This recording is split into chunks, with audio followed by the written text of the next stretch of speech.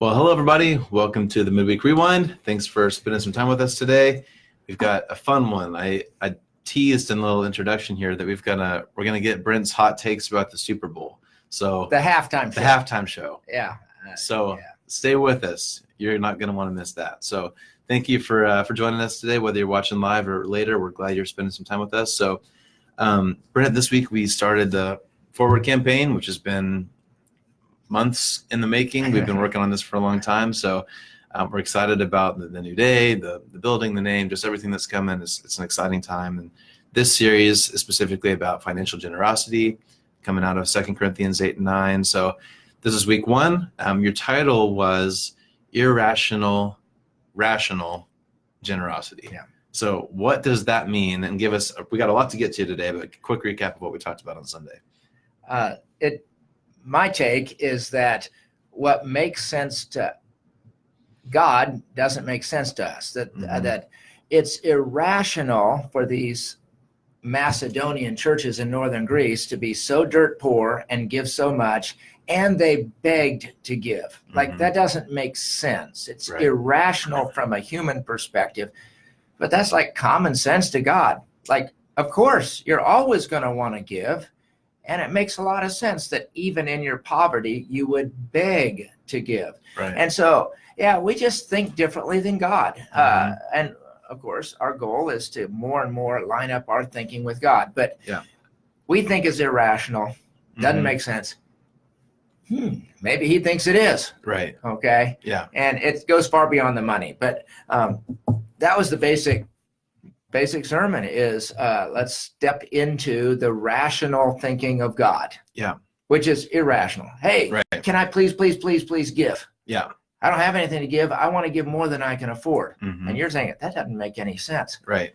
God's saying, hey, that's God's sense. Yeah. It really does make sense. So taking on the mind of Christ. And so if you're in a life group or Sunday school class, hopefully you're familiar with this, but one of the things we're doing is everyone on Sunday got one of these forward booklets. And if you don't have one yet, we'll have more on Sunday. But we've got some questions and some kind of materials for people who want to kind of dive a little bit deeper. And one thing we did is we actually filmed some little introductions with you for each week. And one thing that you talked about in the video, and it's one of the questions in the book this week, which I think was one that you were kind of excited to talk about, was the whole idea of, does your giving drive your spending and saving? Or is it the other way around? Do you spend and save first and then give if you happen to have any left over? So I know that's something, it's that kind of mind shift is, again, it's very countercultural. It's what the Macedonian church did that we probably don't do very well as often in America today. You want to hit on that at all? Well, so the rational way to think for humans is I want to spend on what I need and what I want, and I want to save for the future. And if there's stuff left over and I feel like it, then I'll give. Right. And so when Matt says, is your spending and saving driving, it's in the driver's seat, it's controlling where you're going. Is it determining how much you give? That's the human way to think. Right. And that's how a lot of Christians actually think. The rational way is to flip that and to say, I'm going to give money and be generous. And what's left, I'll have less to spend and I'll have less to save. Yep. But this is the rational, God sense way to live. Right. And so it's part of taking on the mind of Christ. They say that somewhere around, depends on evangelical or mainline or whatever, but it's not much higher than 10% actually give 10% or more. All things considered, very few Christians are generous, and mostly it's because of what's in the driver's seat. If your first priority is spend and save, you're gonna only give what you feel like if there's something left over. Right. But that's the mind of Christ, and I can't control anyone else. I can control Brent. And so I know what's in my driver's seat. Yep. We give, and that determines what we spend and save. Yep. It's good. And like I said, if you're in a life group, this is a great thing to talk about with Oh, someone my. that, if you're kind of closer friends, especially to kind of wrestle on the challenge with that a little bit, because it is so countercultural to how we're taught to do finance and how we're taught to just live. Very countercultural. Anything else on this Sunday you want to hit on? Well, just that the principle of things being backwards or Right. upside down goes Mhm. far beyond money. Right. So God says, Jesus says things like, if you want to be first, you need to be last. Yeah. That's more irrational, rational thinking. Right. You should forgive 70 times 7. Mm-hmm. You should pray for your enemies. You should actually bless them and Mhm. not curse them. Yep. So there's a whole lot about what has sometimes been called the upside down kingdom. Yeah. Okay. That in so many ways, the Christian is supposed to think irrationally Mhm. by human standards, Yeah. which is rational by God's standards. Yep. And one of the things that people don't often catch, Matt, is the Bible again and again puts exclamation points after the phrase, how unfailing is the love of God, Mhm. or God's love is slow to anger and abounding in love, and all these things. In the minds of the people who are writing these verses, Mhm. they're thinking it's irrational for God to actually love us. Yeah. Let's not take that for granted. Mhm. He shouldn't love us. And Yeah. it goes back to the little gnat illustration that I've used, that we are to God what a gnat is to us. Mhm. And so even God's love for us Yeah. is irrational to us, but it's rational to God. So Mhm. upside down, it's far beyond generosity. Yep. Take on the mind of Christ. You Mhm. don't think like a human. Mhm. You should think like Jesus, and Mhm. it's upside down. Yep. One thing I was thinking about, I don't know if there's any way we could possibly know this, but do you think we are more greedy, more sensitive to what the culture thinks compared to what God thinks? It feels to me like I wouldn't be surprised if we're way worse than the Corinthians were. I know the Corinthians had a lot of their own issues, but it seems like, greed and self-centeredness and sensitivity to cultural norms, it seems like that only increases. I don't see that ever getting better. Yeah. Do you think there's any chance it's worse now than it was back then? Are we even more countercultural now than they would have thought it was? So I'll give a parallel, Okay. and it's actually on lust. Okay. Uh-huh. So the question is, are men more prone to lust Mm-hmm. today than before, Mm-hmm. than years ago? Yeah. It's just interesting that Job Mm-hmm. is the oldest book. Mm-hmm. Okay. Job lived during the time of Genesis. Job was written hundreds and hundreds of years before Moses scripted out Genesis through Deuteronomy. So Right. it's the oldest book. Mm-hmm. And in Job 31:1, Job says, I have made a covenant with my eyes that I will not look lustfully upon a girl. Mm-hmm. So men, and I know women lust, but Mhm. men have always lusted. Yeah. Now, the question is, Mm-hmm. do we lust more, or is, and I want this to be G-rated, Sure. not Yeah. too much PG or worse rated. But years ago, when Jacob in the Old Testament tried to pick up a prostitute, that was the only way. Mhm. Now we have Mm-hmm. porn in a pocket on our phone. Right. Porn and the visual is so much more accessible. So the question is, Mm-hmm. are men more lustful today Mm-hmm. than before, or is there just more temptation today? And Mhm. you had to go to a lot more work back then, Right. in a sense. Mm-hmm. Now it's just a picture, and it's the internet. Yep. In the same way, are we any greedier today? I'm not sure if men are more lusting today Mhm. than before, but certainly it's more accessible. Okay. Uh-huh. Okay. I don't know if we're more greedy today, but Mhm. certainly there's more stuff. Right. They didn't have very many models of camels and horses. Right. They only Right. had so many models. Oh, Right. I got that one. You got that. Yeah. Now there's 75 kinds of cars, and there's a new model every 6 months. Right. And so And a new iPhone and a new iPhone. Yeah. So are we greedier today? It's certainly accentuated because there is so much more stuff. Right. You only had a couple models of camels. Right. Like they didn't have a TV. They didn't have all the restaurants, everything. So certainly, just like the proliferation of pornography Mm-hmm. accentuates and does feed our lust, Mm-hmm. the accessibility of stuff Yep. feeds it. Yep.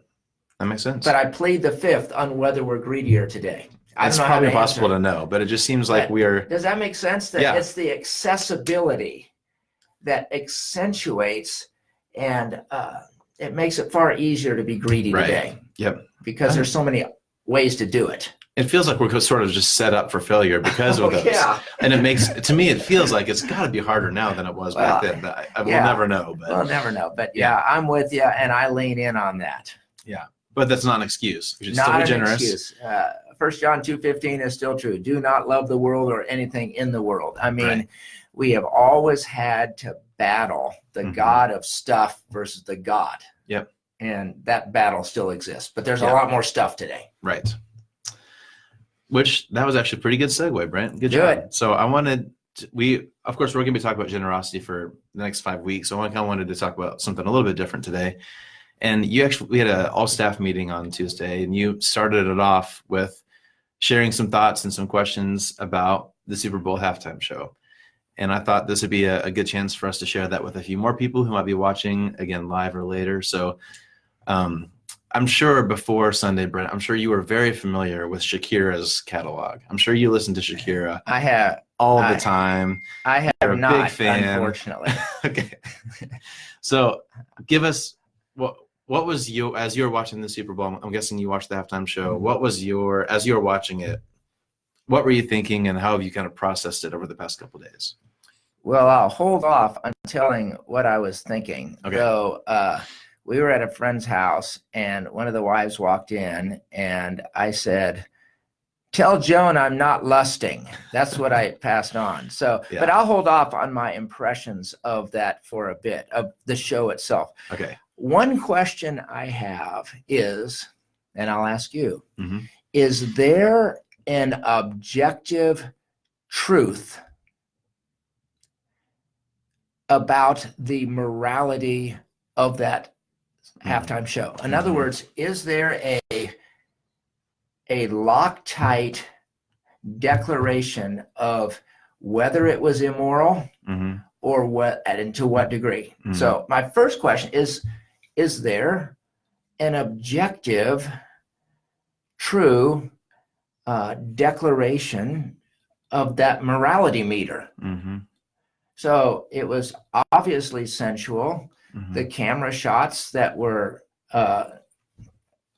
Yeah. of Chosen. places and things we shouldn't do, and Mhm. and the guy coming up and kind of pretending to swat the rear of, my first question, because I see all kinds of responses There are a lot of to responses. it's just Latino culture, Mm-hmm. it's art, Mm-hmm. it's obscene, Mm-hmm. it's immoral, it does degrade women and fight against the Me Too movement. It does not Right.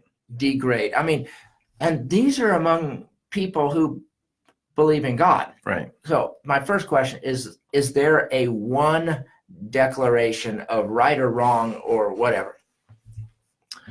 I think I'm the wrong person to answer that.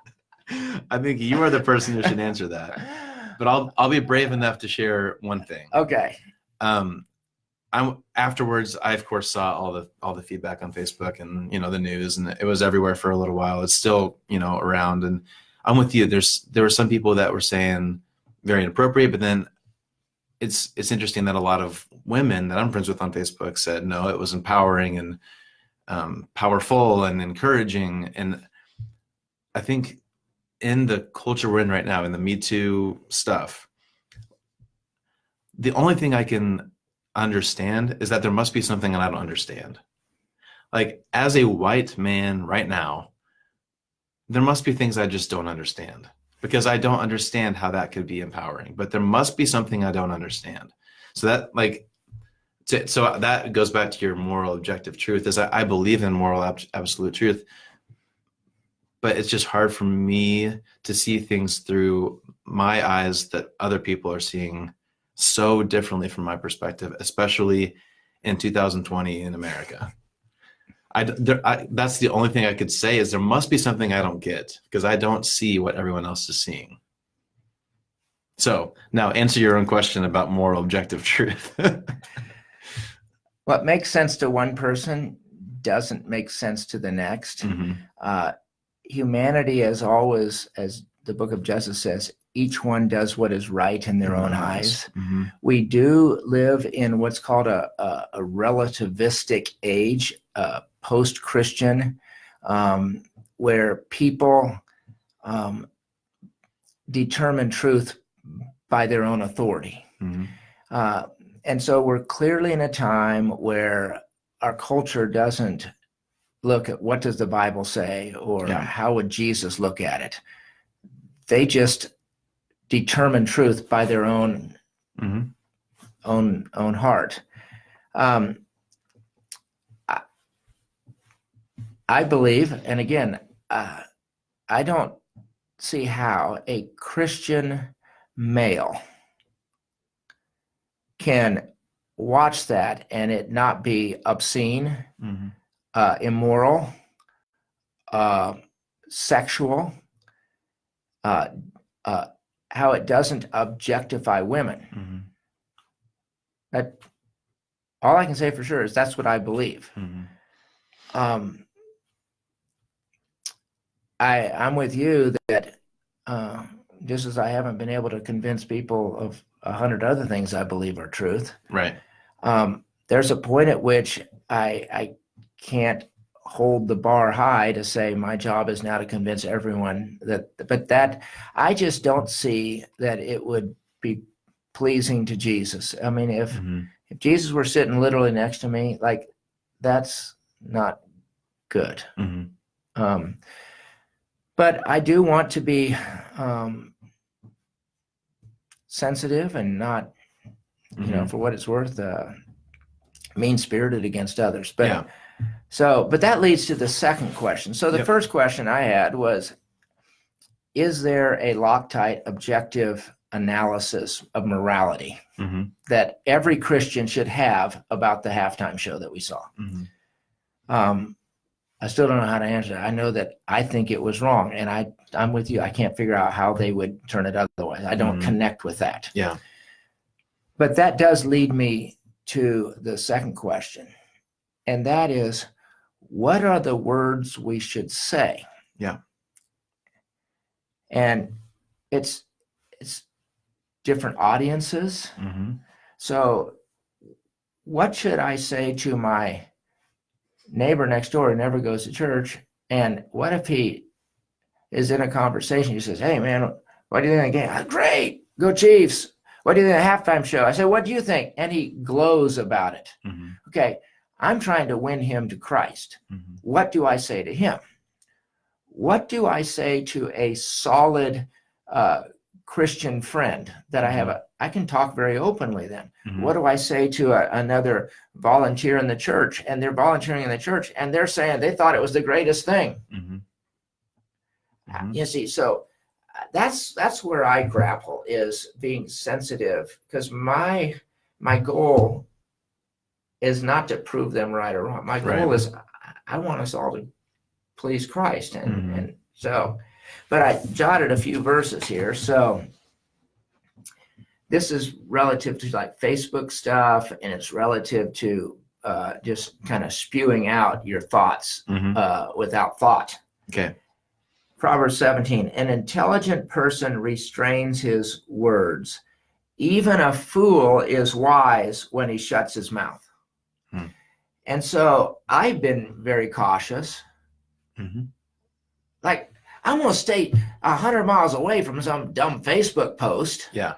Right. because an intelligent person restrains his words. Yep. And I've seen a few people who didn't restrain their words. Absolutely. Okay. Proverbs 10:19.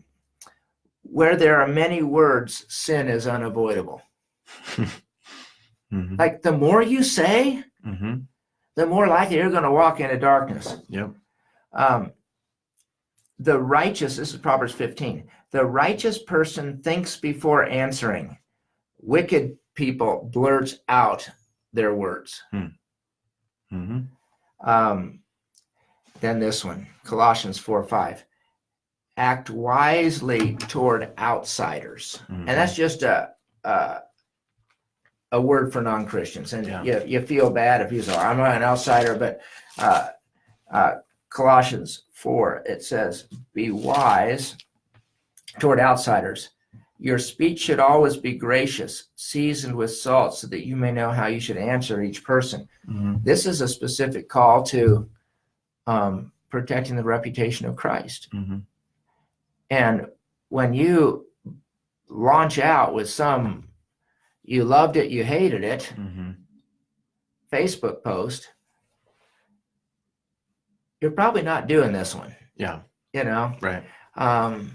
So how honest can you be with a close friend about your Super Bowl? Will you be honest? Yeah.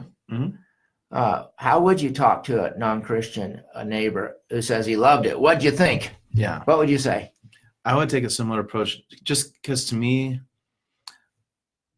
if you respond the way that a lot of people are, you're never going to change someone's mind. You know what I mean? Oh, whether yeah. you're on Facebook or whether face to face, if you say you loved it and I thought it was inappropriate, I'm not going to change your mind in that moment.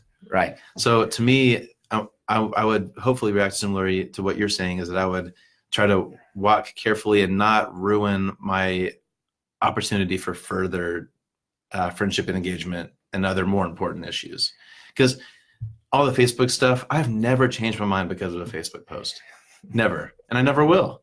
There's better ways to have meaningful dialogue. And so, yeah, I don't know if that answered your question, but I think it's smart, like all those proverbs. If I don't know the other person, and maybe they're a Christian, but I don't know the strength of the relationship, and whether they be offended with whatever, I don't know their position, or a neighbor who's not a believer. I think my response to the halftime show would be, man, I just think it's crazy. It's like a husband and wife have opposite opinions. Mm-hmm. These two people have opposite opinions. I would say to my neighbor, I'm a Christian, and I know good Christians who love Jesus who have opposite opinions. Yeah. It's just interesting how we interpret data. Mm-hmm. Mm-hmm. And you have your way of interpreting, I have mine. So like I could say that to kind of let them know that it's okay to we have different opinions, but I have to be careful with my words. Mm-hmm. And the political world is the same thing. Be wise in how you talk. Yeah. Yep. Or even there's another verse somewhere in there about making the most of every opportunity. Don't be foolish in how you live, and make the most of every opportunity. And we're going to have a lot of opportunities in 2020 to do that or not do that. And everyone is aware of the political turmoil. Yeah. And we all have our positions politically. We're a liberal, we're conservative, Republican, Democrat, or independent. Mm-hmm. But in the right situations, you can speak openly. Mm-hmm. But you better be able to read the room. Mm-hmm. Yeah. Because God is bigger than politics, and he's bigger than a halftime show. Mm-hmm. And so we don't want to turn people off to the bigger deal by doing something stupid with the smaller deal. Yep. This sort of goes back to our, is it harder now than it was, thousands of years ago?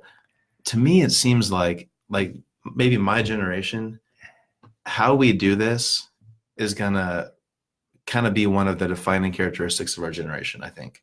Standing up for what we believe in appropriately. Like, it's just such a toxic environment. I think all of us, but maybe especially kind of the people who are coming up, are going to have to be very careful how we do that well. Would you agree with that? Yeah. And this gets too long, but one of the most misunderstood concepts is thou shalt not judge. Mm-hmm. For one, that's just the first half of the sentence. Right. Okay. But we live in and we just have to acknowledge it, a hypersensitive culture on this judgment idea. Yeah. And we can bark all we want, Mm-hmm. but if we want to make traction with our neighbors Mm-hmm.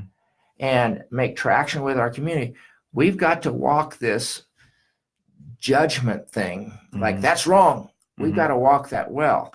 So in 1 Corinthians 5, he asks a couple of what are rhetorical questions. And the first one is, for what business is it of mine to judge outsiders? Okay. And the answer is, it's not my business. Mm-hmm. So there is a sense in which I can't expect Shakira and J-Lo. Mm-hmm. Good job. I can't expect Shakira and J-Lo to act like Christians. Right. Well, maybe they are, but they certainly haven't declared themselves. Yeah. Okay. Why should I expect non-Christians to act like Christians? Yeah. Okay. So in that sense, I'm not going to judge them. Mm-hmm. Okay. It says, second question, don't you judge those who are inside? Mm-hmm. So once you become a Christian, your business is my business. Mm-hmm. I should judge you. Mm-hmm. You should judge me. Yeah. That's like a good thing. Mm-hmm. What would our families be like if parents couldn't judge their kids? They could never say that's wrong. Yeah. Okay. We Right. judge all the time. And so it's just critical that we walk this balance on, it's a tightrope on Yep. judging. I can say that dance, this is me personally, Yep. that dancing was immoral. Mm-hmm. But there's a sense in which I'm not judging Shakira Mm-hmm. or J-Lo. I mean, I can say it's immoral. I can say, whether you're a non-Christian or not, robbing a bank is wrong. Right. Okay. Yeah. So I can declare a behavior wrong, but I'm not judging them in the sense that I have that authority, because they're not even believers. Yeah. Okay. Once you're a Christian, Mm-hmm. it's a whole different ball game. Yeah. And we have to walk this well, Mm-hmm. because we live in a culture that is hypersensitive to being judged. Mm-hmm. And if we want people to come to Christ, guard your tongue. Yeah. We want to welcome them. We want to let the Holy Spirit draw them in. We have a chance, once they believe, to kind of teach them the judgment lane Yeah. and how we do it well. But we better do this well. And so Yeah. on the halftime show, be cautious Yeah. in your conversations, because your goal is to win everyone to Jesus. Seasoned with salt, Seasoned with salt, especially on Facebook. especially on Facebook. Be careful with what you post on Facebook. Speaking of posts on Facebook, I'm having trouble reading it while we're talking here, but your lovely wife just commented 2 Timothy 3, 1-17. There's some characteristics of people who are following Christ. And so Yeah. she's got a great quote from a Bible study there. So if you're watching on Facebook, go to the comments and read the quote that Joan just posted. There's some good thoughts there. I'm not quite talented enough to read and speak at the same time, but yeah. Way to go, good. Joan. Way to go. Thanks for watching, Joan. So it's almost up here. So if people tuned in late, how in the world did we get to the Super Bowl from generosity? So what we started talking about is the Christian life is often countercultural to the world around us. Right. That's how we got this, and that's how dealing with money is not going to make sense to the rest of the world. Giving when you don't have money to give seems foolish. Irrational is the word that we've been using, and so that's. If you join us late, that's where we got to this conversation today. And when we watch the Super Bowl, we're going to Yeah. have opinions that the world might not understand. But the Yep. complicated thing is, there are Christians who, in my Right. opinion, think like the world. Mm-hmm. And it's a hard road. Yep. Choose your words carefully, season with salt, and don't start unnecessary arguments online. That's well said. Boom. You can preach this Sunday. Nope, not going to. All right, so we're out of time here. Real quickly, Brent. So this week, we're continuing forward. I want to give a quick, what are we talking about on Sunday? One big thought is, if you love Jesus, you will be generous financially. Mm. It's a thought that will make people defensive, but it's pretty clear in scriptures. You can say you love God, but one of the measurements of your love is your generosity. And so Jesus would say, I believe this. You don't give, you don't love me. It's very interesting. And we're going to unpack that one. And another question about equality in giving. Because some people with very little, they say, I don't need to give. I don't have very much. The rich people should give. Yeah. And the rich people are saying, why are they they should give too? Just because I got money doesn't mean I need to carry everything on my back. Right. And so those are the two things that we're going to unpack. Is it really true that if you don't give to Jesus, you don't love Jesus? And what do we do about the inequality thing on giving? Yeah. Hey, get out of bed, man. 2 really easy questions. You can answer those no time. So we will get them answered. Awesome. Well, thanks for everybody watching today. Again, I encourage you, if you're in a Life Group or Sunday School class, especially everyone, but grab one of these booklets if you don't have one yet. Grab a free t-shirt if you haven't got one yet. We still got t-shirts at the wall in the lobby. And I encourage you too, if you're in a group, to watch the videos that Brent's done to go along with these series and go through the questions with your group. We want to kind of walk through this all together. So, And the website that's dedicated is forwardwichita.org. And it has everything. Downloads of all the different stuff that we're providing handouts for. All the videos we talked about are on the resources page there. So, be sure to check that out. Matt's done a great job with all this. Way to go. So have you. Boom. Okay. Seasoned with salt. Look at that. All right. Well, hey, thanks for watching, everybody. We'll hope to see you Sunday and then back here next Thursday. We always love having this time with you. So thanks for watching, and we'll hope to see you Sunday. Have a great week and go Chiefs.